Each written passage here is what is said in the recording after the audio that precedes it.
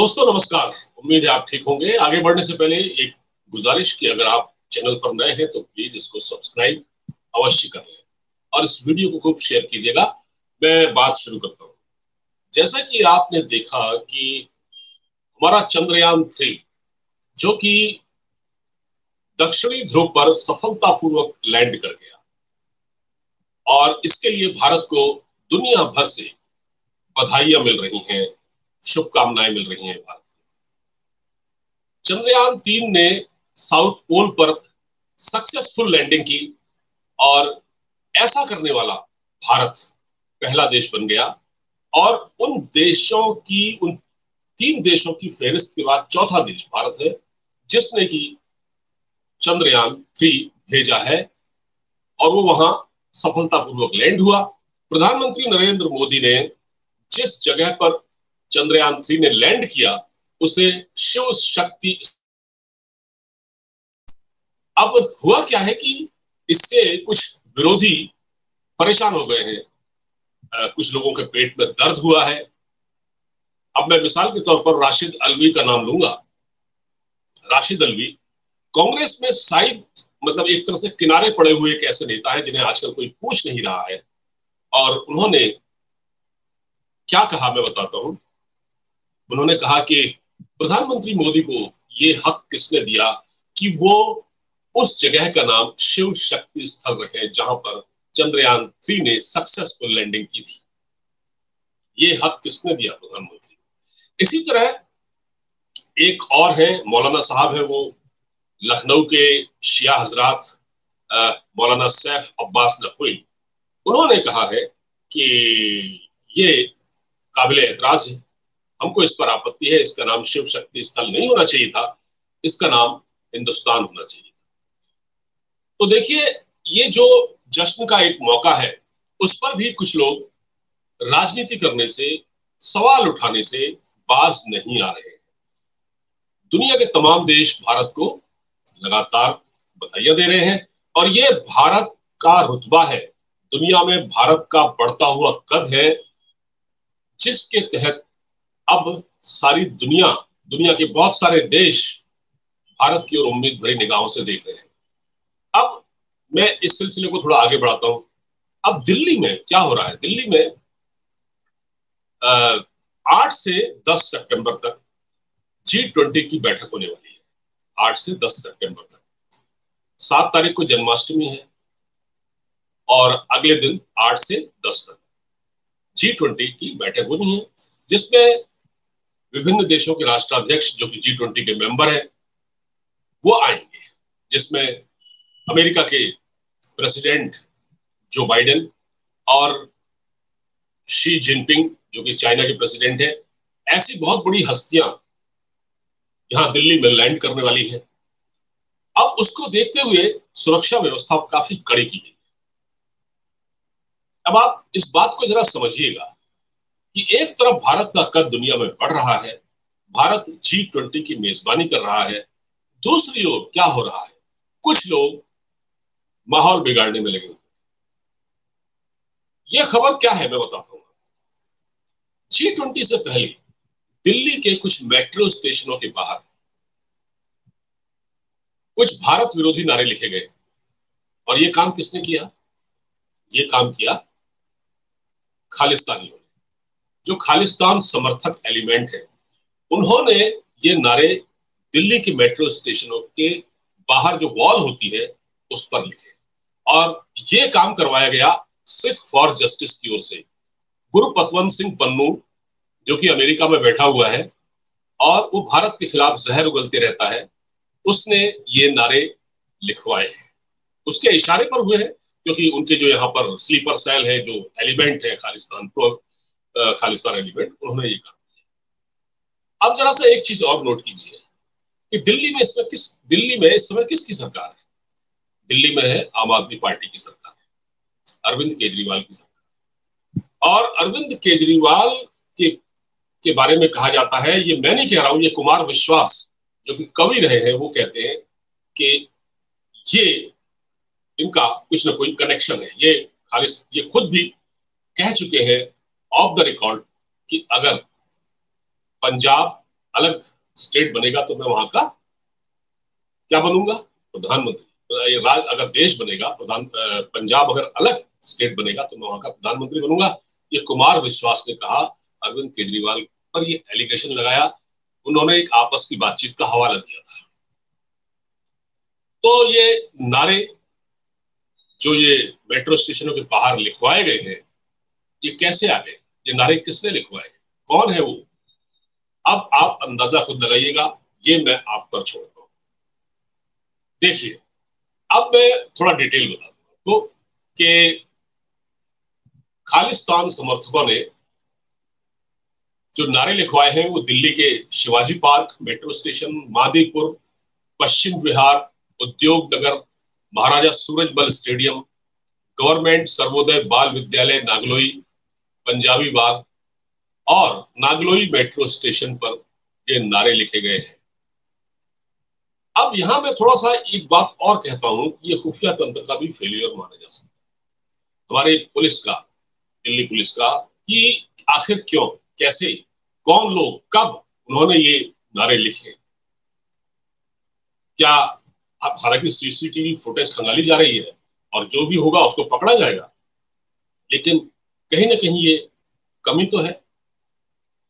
माना कि इसमें, और ये है कि इसमें एसएफजे का हाथ है। गुरपतवंत सिंह पन्नू, उसका स्टेटमेंट भी आया है, उसने वीडियो भी जारी किया है और उसने क्या कहा है, उसने ये कहा कि भारत में नरेंद्र मोदी की सरकार सिखों का नरसंहार कराती है। अरे भैया, सिखों का नरसंहार कैसी बात है? मतलब ये तो जो सिख विरोधी जो दंगे हुए थे जब प्रधानमंत्री इंदिरा गांधी थी तब की बात है। यहाँ कहाँ, यहाँ तो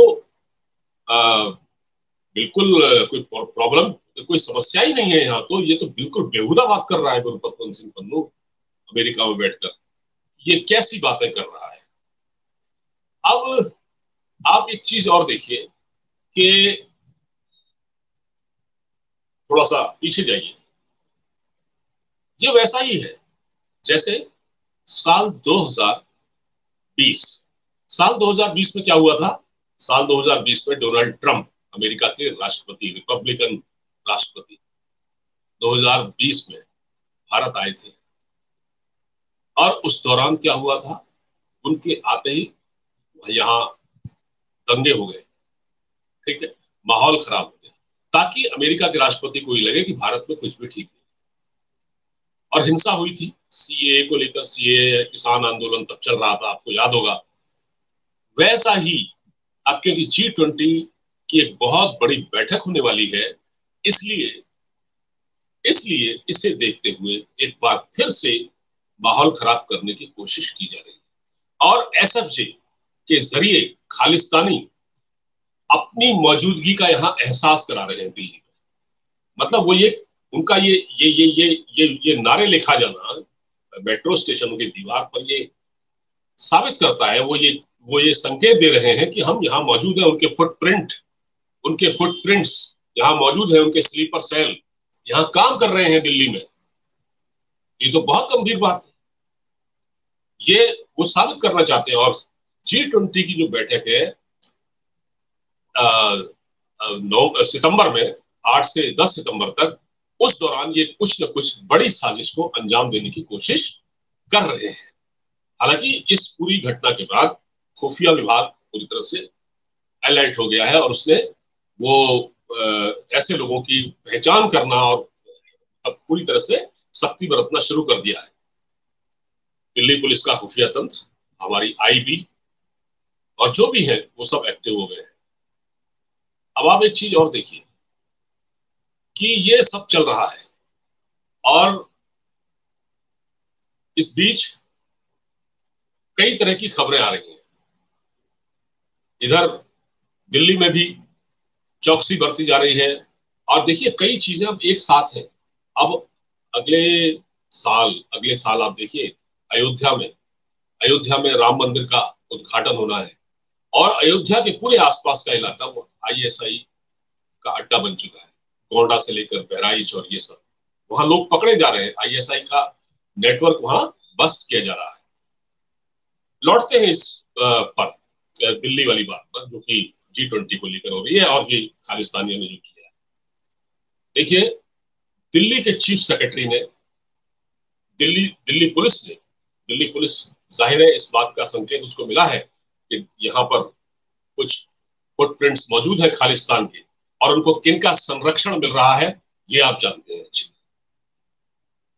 तो दिल्ली पुलिस ने दिल्ली के चीफ सेक्रेटरी से कहा कि दिल्ली के स्कूलों को 3 दिन के लिए बंद रखा जाए, क्योंकि जब तक ये G20 का जो पूरा सम्मेलन है ये सिमट नहीं, ये खत्म नहीं हुआ शांतिपूर्वक तरीके से। तो दिल्ली पुलिस ने चीफ सेक्रेटरी से सिफारिश की, तो चीफ सेक्रेटरी ने स्कूलों की छुट्टी कर दी 3 दिन की, और कुछ महत्वपूर्ण संस्थान जो कह सकते हैं कि जो बिजनेस कारोबारी संस्थान है, जहां जहां जरूरी होगा वहां वहां मौजूदगी रहेगी, वरना उस दिन दिल्ली में उन 3 दिनों में दिल्ली में छुट्टी रहेगी, क्योंकि क्योंकि ये सुरक्षा के लिहाज से किया गया है, सुरक्षा के लिहाज से किया गया है। देखिए, अब इस पर भी एक बहुत बड़ी बात है, मुझे ऐसा लगता है, यानी दिल्ली में मैं पिछले 30 साल से रह रहा हूँ दिल्ली में, अच्छी तरह मैंने देखा है, कई जगहों को देखा है नजदीक से। मैंने पहली बार ये सुना है कि खतरा कितना बड़ा है। अगर ये खतरा बड़ा नहीं होता तो 3 दिन तक स्कूल और महत्वपूर्ण संस्थानों की छुट्टी न की जाती होती। दिल्ली सरकार के चीफ सेक्रेटरी का आदेश है, दिल्ली पुलिस की सिफारिश थी कि भाई खुफिया इनपुट इस तरह से मिल रहे हैं। तो आप ये देखिए कि इस G20 को सफलतापूर्वक संपन्न कराने के लिए 3 दिन की छुट्टी रखनी पड़ रही है, स्कूलों को बंद रखा जा रहा है, वो भी देश की राजधानी में। ये इतनी खतरनाक बात है ये कि मतलब राजधानी में भी सुरक्षा का मसला है। और सबसे बड़ी बात यह है कि मेट्रो स्टेशनों पर नारे किसने लिखे, ये एक बहुत बड़ा सवाल है।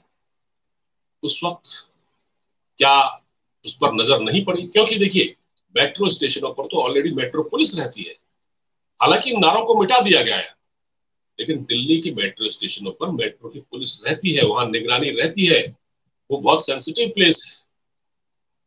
लेकिन अगर ऐसा हुआ है तो ये बहुत गंभीर बात है, इसको हल्के में नहीं लिया जा सकता, इसीलिए इतना बड़ा कदम उठाया गया है। तो दोस्तों, देश के दुश्मन एक्टिव है। देश का दुश्मन देश के अंदर ही है, बाहर नहीं है। बाहर तो जो है, लेकिन उनके एजेंट यहाँ एक्टिव है, उनको पहचानिए और सतर्क रहिए। फिलहाल इस वीडियो में इतना ही, इजाजत दीजिए, नमस्कार। ज्यादा से ज्यादा इसको शेयर कीजिएगा, लाइक जरूर कीजिएगा। आप जब लाइक करते हैं तो वीडियो आगे बढ़ता है, लोगों तक पहुंचता है। नमस्कार।